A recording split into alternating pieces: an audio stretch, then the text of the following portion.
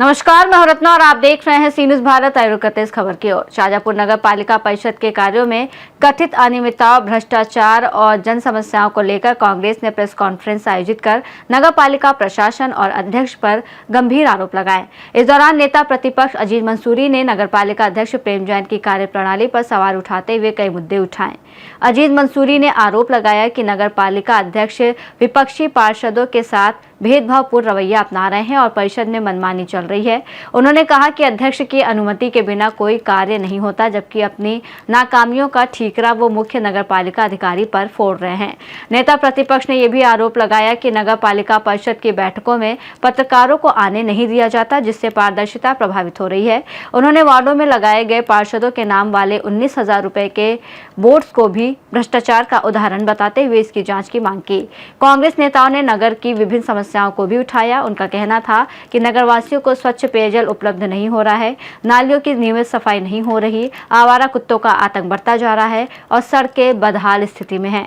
उन्होंने आरोप लगाया कि विकास कार्यों में बड़े बड़े बिल लगाए जा रहे हैं, जबकि जमीनी स्तर पर निम्न गुणवत्ता के कार्य किए जा रहे हैं। प्रेस कॉन्फ्रेंस में कांग्रेस जिलाध्यक्ष नरेश्वर प्रताप सिंह सहित अन्य कांग्रेस पार्षद और पदाधिकारी मौजूद थे।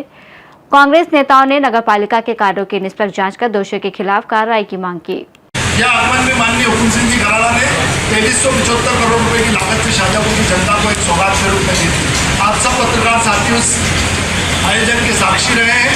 जब हमने उसका उद्घाटन किया था, भूमि पूजन किया था, फिर हमने इंटरवेल का जो भूमि पूजन किया था माननीय मनोहर सिंह जी के मकान के वहाँ साइड में, उसका भी था। आज 3 साल पूरे होने वाले हैं दोस्त।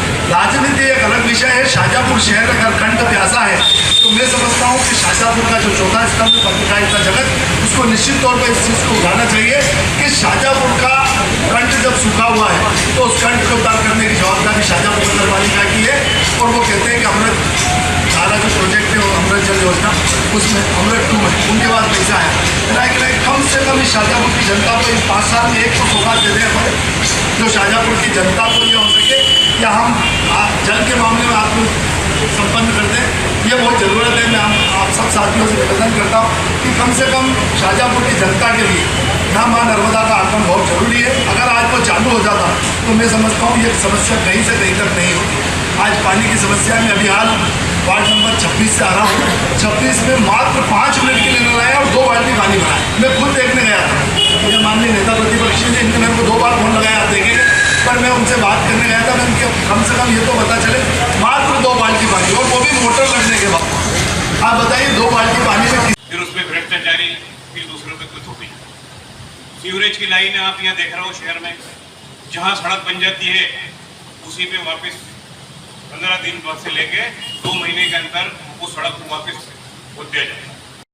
लगातार काम कर रही है शहर में। सीवरेज का जो काम है वो भी हमारे साथियों ने आपको बताया कि किस प्रकार से उसमें भी लगातार भ्रष्टाचारी का बहुत भगवान चढ़ी हुई है। तो हम लोग तो सिर्फ आपसे उम्मीद करते हैं कांग्रेस एक विपक्ष के नाते कि आप हमारे विपक्ष के लोगों की आवाज़ को जनता तक पहुँचाने में हमारा सहयोग करें। दूसरा, मैं एक बात कहना चाहूँगा, हमारे कुछ साथी भी पूछ रहे थे यहाँ पे, अभी 4-5 दिन पूर्व हमारे कांग्रेस के कुछ साथियों पर, हमारे सहित कुछ हमारे साथी हम यहीं बैठे हैं, मुकदमा दर्ज हुआ है।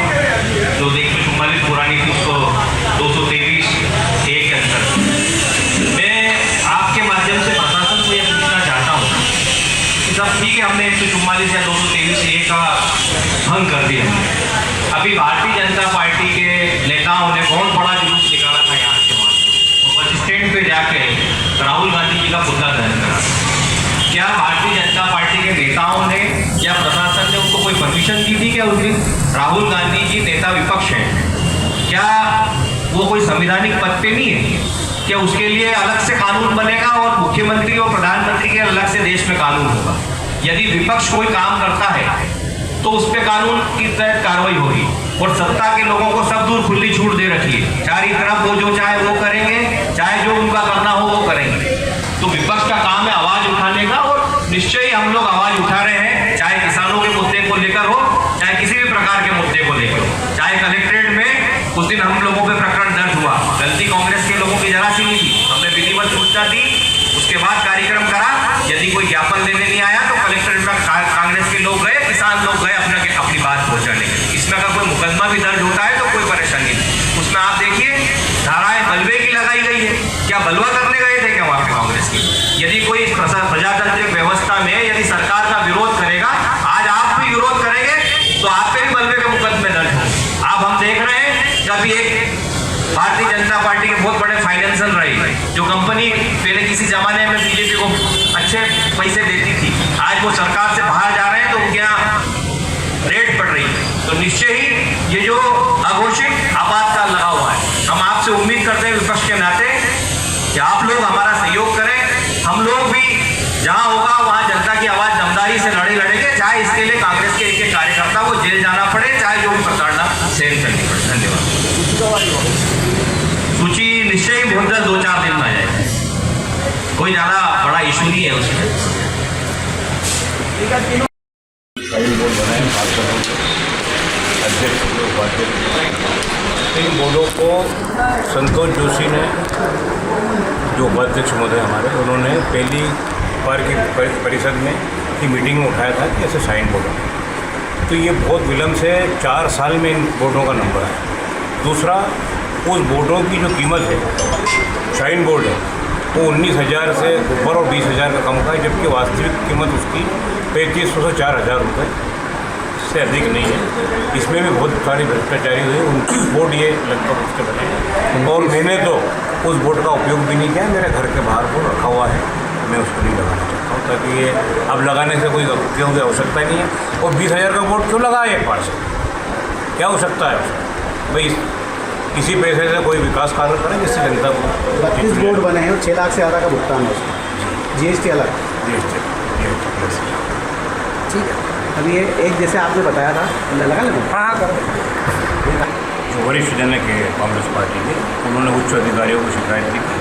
उस शिकायत के नाम पे भी कोई जो है वो सामने जांच का मुद्दा सामने नहीं आया है ना, कोई उस पर अभी कोई ये मालूम पड़ा है कि इसकी जाँच है। नाला है जो नदी के ऊपर बना हुआ है, जो शाहजहाँपुर की मुख्य सड़कों को, जहाँ पे हनुमान जी का मंदिर का रास्ता भी उस सड़क को भी वो जोड़ता है, उस नाले की गुहार हम नगर पालिका कई बार लगा चुके हैं। अभी पहली अल्प वर्षा हुई थी, उसमें नाला इतना धस गया है, उसके लिए हमने नगर पालिका अध्यक्ष महोदय, CM साहब को सबको बताया, लेकिन उसकी सुनती कभी भी वो घटना का रूप लेगी। इतना भयंकर वो नाला गिर चुका है, जिसके आसपास नदी है, पूरी नदी के ऊपर नाला बना हुआ है। उस नाले को बनाने की कोई नगर पालिका भी हिम्मत नहीं करे। उसका 80 लाख रुपये नगर पालिका में पेमेंट आया हुआ था, इसके बाद भी उसको नगर पालिका द्वारा नहीं बनाया जा रहा है। ऐसे ही वार्ड नंबर 8 में शमशान घाट के लिए मैंने 4 साल पहले जब परिषद की मीटिंग हुई थी, उसमें लिख के दिया था कि शहर बहुत बड़ा हो गया है और उधर बहुत पब्लिक हो गई है बादशाहपुर की तरफ, वहाँ ये हमारा शमशान घाट जो है रोड का बहुत दूर पड़ता है, उसको बनाने के लिए मैंने कभी से गुहार नगर पालिका में लगाई है। उसको थोड़ा बहुत काम करके उन्होंने उसको रोक दिया, विराम दिया, जो कि आज बहुत ही बड़ी अवसर है। शाहजहाँपुर से सीनियर संवाददाता रमेश राजपूत की रिपोर्ट। कांग्रेस द्वारा लगाए गए इन आरोपों के बाद नगर पालिका की कार्यप्रणाली एक बार फिर सवालों के घेरे में आ गई है और अब सभी की नजरें संभावित जांच और प्रशासनिक कार्रवाई पर टिकी हैं। इस रिपोर्ट में फिलहाल इतना ही। देश और दुनिया की तमाम बड़ी खबरों के लिए देखते रहिए सी न्यूज़ भारत।